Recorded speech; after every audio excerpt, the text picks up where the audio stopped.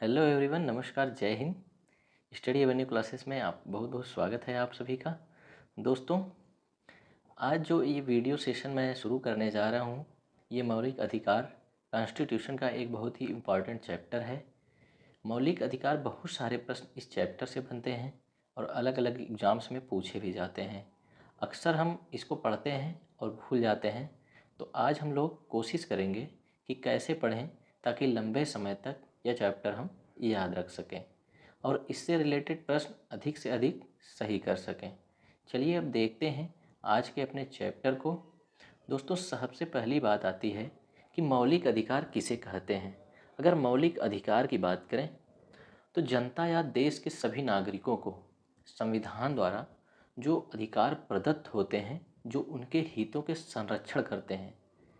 जनता या देश के सभी नागरिकों को संविधान द्वारा जो अधिकार प्रदत्त हैं, जो उनके हितों का संरक्षण करते हैं, मूल अधिकार की श्रेणी में आते हैं, मूल अधिकार कहे जाते हैं। ठीक है, इतनी बात आपको समझ में आ गई होगी। और मौलिक अधिकार संविधान के भाग 3 में वर्णित है और यह अमेरिका से लिया गया है।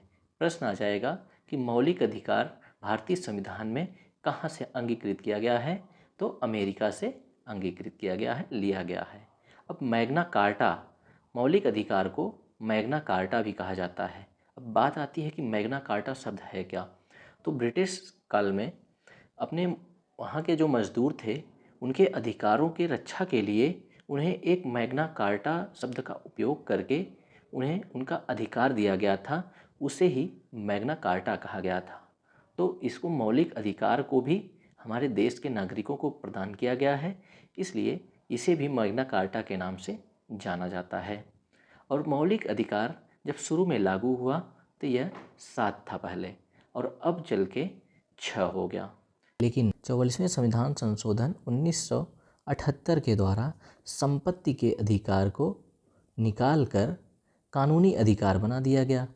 इसको संपत्ति के अधिकार को कानूनी अधिकार बना दिया गया। अनुच्छेद 300 ए में रख दिया गया कानूनी अधिकार बनाकर। ठीक है, इस समय मौलिक अधिकार की अगर बात करें तो कुल 6 मौलिक अधिकार भारतीय नागरिकों को प्रदत्त हैं। अब चलते हैं, देखते हैं कौन कौन से मौलिक अधिकार हैं और कौन कौन से। अनुच्छेद 12 से 35 में मौलिक अधिकार का वर्णन किया गया है, इसको आप लोग याद रखिएगा। और अनुच्छेद 12 में राज्य शब्द को परिभाषित किया गया है कि जहां मौलिक अधिकार लागू होंगे उसको परिभाषित किया गया है।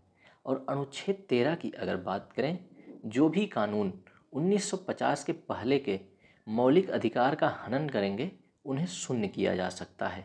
अनुच्छेद 13 में यह बताया गया है कि 1950 के पहले के जो भी कानून मौलिक अधिकार जो 6 हमारे हैं उनका हनन करेंगे उन्हें शून्य किया जा सकता है, उन्हें उस समय लागू नहीं किया जाएगा।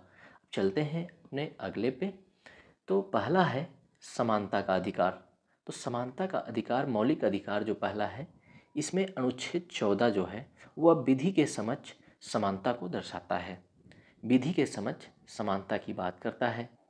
इसका अर्थ है कि कानून के अनुच्छेद 14 के अनुसार कानून के समक्ष सभी समान हैं, विधि के समक्ष समानता। अगला अनुच्छेद है अनुच्छेद 15। धर्म, जाति, लिंग आदि के आधार पर भेदभाव का निषेध किया गया है। ठीक है, इसके आधार पर राज्य अपने नागरिकों के बीच कोई भेदभाव नहीं कर सकता है। अगला अनुच्छेद है अनुच्छेद 16। धर्म, जाति, लिंग, नागरिकता, वंश के आधार पर समानता या भेदभाव का निषेध किया गया है।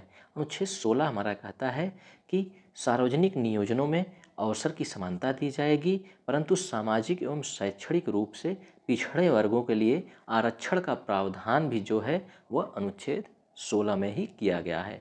इसको याद रखिएगा आप लोग। अगला है अनुच्छेद 17। अनुच्छेद 17 अस्पृश्यता का अंत की बात करता है। मतलब भारतीय संसद अधिनियम 1955 जब लागू हुआ तो इस अनुच्छेद के अंतर्गत भारत से प्रत्येक प्रकार की अस्पृश्यता अर्थात छुआछूत का अंत किया गया। मतलब ऐसे प्रकार का निषेध किया गया छुआछूत का। अनुच्छेद 17 इसकी बात करता है। अगला देख लेते हैं 18। अनुच्छेद 18 है जिसमें उपाधियों का अंत किया गया। मतलब अनुच्छेद 18 के तहत शिक्षा एवं रक्षा को छोड़कर, ठीक है, रक्षा विभाग एवं शिक्षा को छोड़कर ब्रिटिश सरकार द्वारा प्रदत्त सभी उपाधियों का अंत कर दिया गया। यह अनुच्छेद 18 में आता है। चलते हैं अपने दूसरे मौलिक अधिकार की तरफ, स्वतंत्रता का अधिकार। दूसरा मौलिक अधिकार प्रत्येक को लोगों को प्राप्त है, स्वतंत्रता का अधिकार, जिसमें पहला जो 19 अनुच्छेद 19 बात करता है वह अभिव्यक्ति की स्वतंत्रता की बात करता है। अब अभिव्यक्ति की स्वतंत्रता क्या है कि जिसमें 6 प्रकार की स्वतंत्रताएं प्रदान की जाती हैं। अब वो 6 प्रकार की स्वतंत्रताएं हैं क्या? तो पहला है विचार एवं अभिव्यक्ति की स्वतंत्रता, शांतिपूर्ण एवं निरस्त्र सम्मेलन की स्वतंत्रता, संगठन संस्था संघ बनाने की स्वतंत्रता, भारत के संपूर्ण राज्य क्षेत्र में भ्रमण की स्वतंत्रता और कहीं भी भारत में कहीं भी बसने की स्वतंत्रता और जीविकोपार्जन की स्वतंत्रता। इतने प्रकार के स्वतंत्रता दी गई प्रत्येक नागरिक को, ठीक। और अनुच्छेद अब 20 किसकी बात करता है इस तो देख लेते हैं, अपराध से संरक्षण।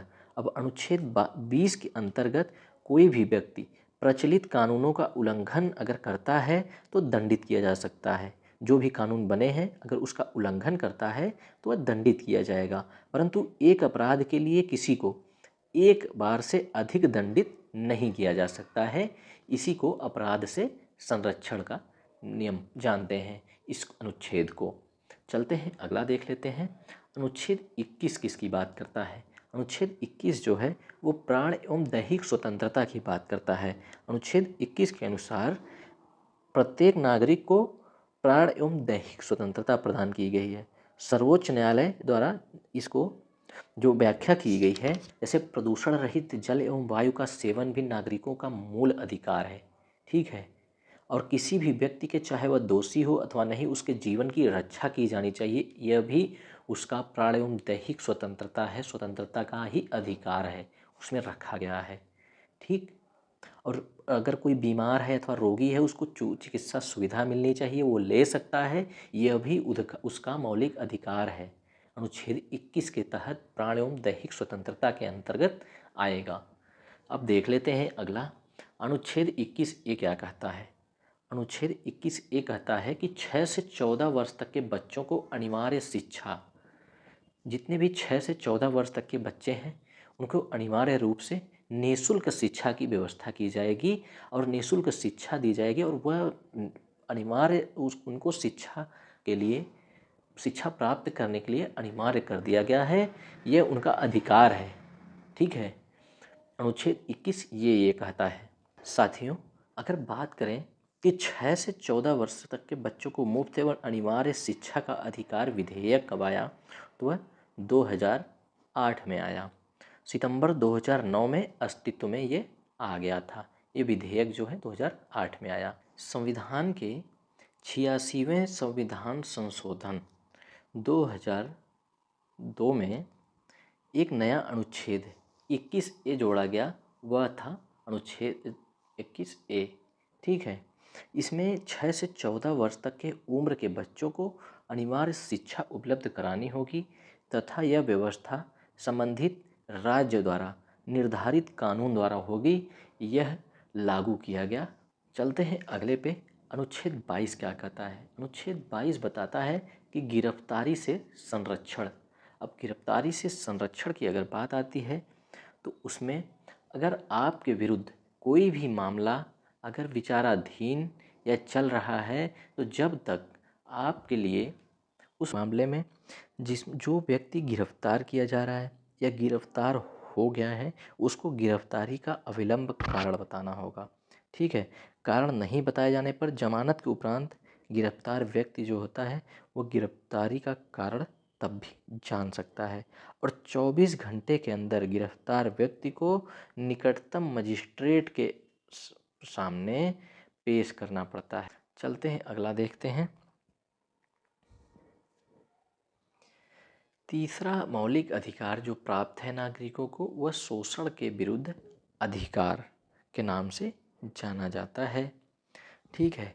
अनुच्छेद 23 के अनुसार जो भी मनुष्य का क्रय विक्रय या बलात्श्रम या बेगारी, शारीरिक शोषण किसी भी व्यक्ति का किया जाना वर्जित करता है। दुर्व्यापार एवं बलाश्रम से सुरक्षा का अधिकार नागरिकों को प्राप्त कराता है। ठीक। अनुच्छेद 14 क्या कहता है? अनुच्छेद 14 बताता है कि बाल मजदूरी का निषेध। 14 वर्ष तक के बच्चों को किसी खतरनाक कार्य या किसी भी प्रकार की मजदूरी नहीं कराई जाएगी, इसका निषेध करता है अनुच्छेद 24। अगला जो मौलिक अधिकार प्राप्त है नागरिकों को, वह धार्मिक स्वतंत्रता का अधिकार है।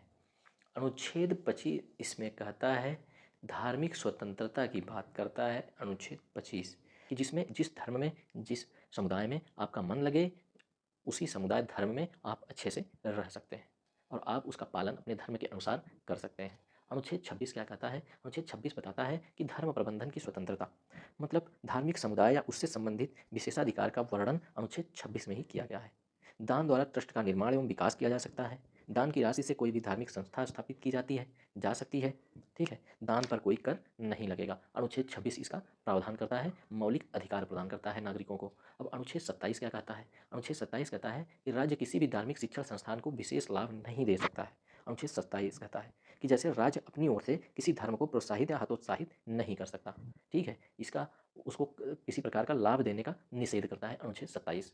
अनुच्छेद 28 की बात आती है तो कुछ शिक्षण संस्थाओं में धार्मिक शिक्षा या उपासना में उपस्थित होने की स्वतंत्रता की बात अनुच्छेद 28 करता है।